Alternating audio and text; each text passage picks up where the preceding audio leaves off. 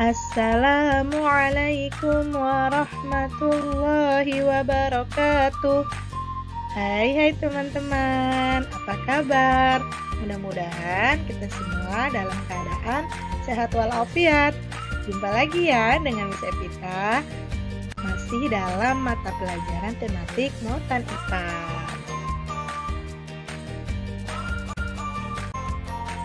Hari ini kita masih pembelajaran tema 5 materi magnet. Sebelum kita melanjutkan materi pekan lalu, kita berdoa dulu ya teman-teman. Bismillahirrahmanirrahim. Rabbi jidni ilman warzuqni fahman.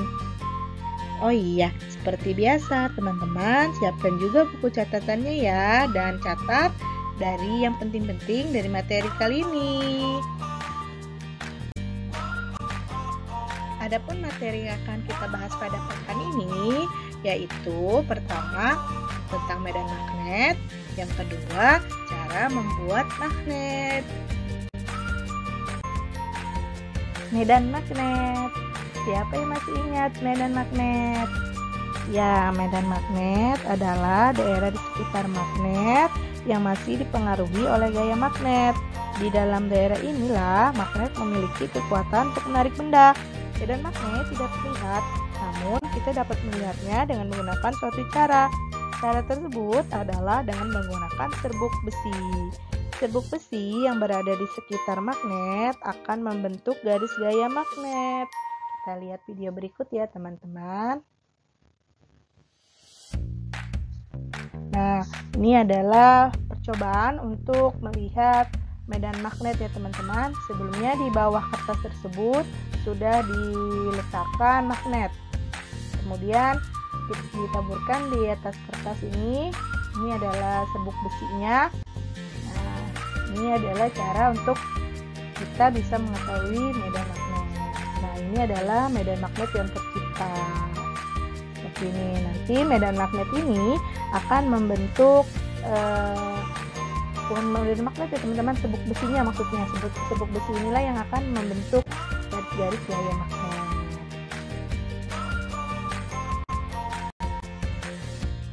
Nah, sekarang apa sih yang dimaksud dengan garis gaya magnet? Garis gaya magnet adalah pola garis yang terbentuk di sekitar medan magnet.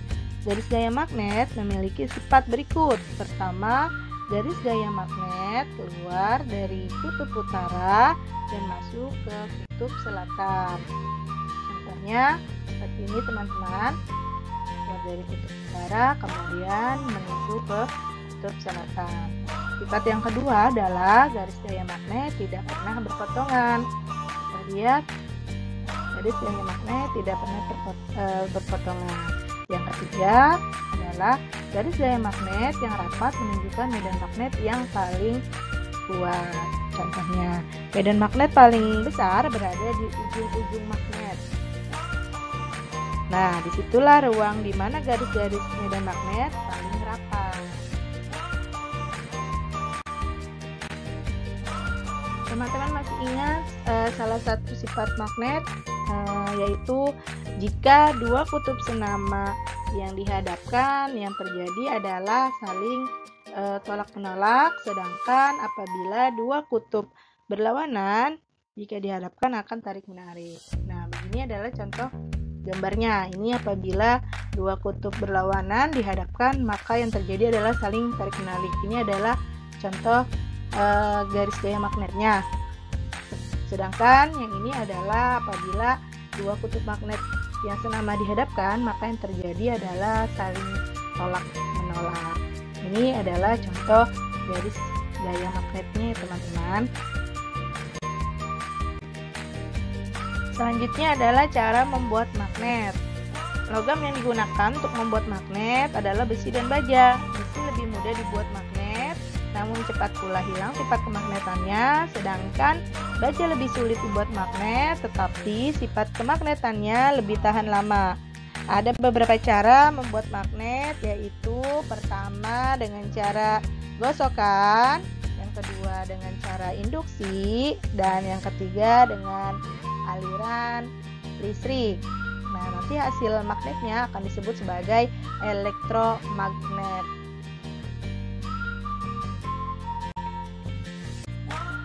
Cara membuat magnet yang pertama, membuat magnet dengan gosokan.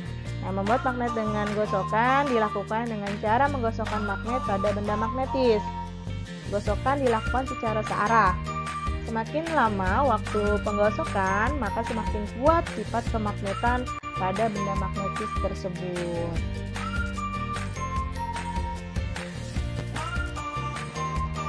Magnet yang digosokkan secara perlahan dan searah akan menularkan sifat kemagnetannya. Jika kita menggosokkan dengan menggunakan ujung yang memiliki kutub selatan, maka ujung awal paku tersebut akan menjadi kutub selatan dan ujung lainnya akan menjadi kutub utara. Yang kedua adalah membuat magnet dengan induksi. Nah, dengan cara benda magnetis yang akan dibuat magnet didekatkan atau ditempelkan pada magnet. Sebagai contoh, misalnya di sini adalah paku, ya. Nah, paku yang didekatkan dengan magnet akan masuk ke dalam daerah medan magnet. Hal ini menyebabkan paku memiliki sifat kemagnetannya, sehingga dapat menarik paku-paku kecil. Sifat kemagnetan akan hilang jika benda magnetis, yakni paku, dijauhkan dari magnet. Jika ujung besi didekatkan dengan kutub utara, maka ujung besi tersebut akan menjadi kutub selatan. Begitupun sebaliknya, jika ujung besi atau paku itu didekatkan pada kutub selatan, maka ujung paku tersebut akan menjadi kutub utara.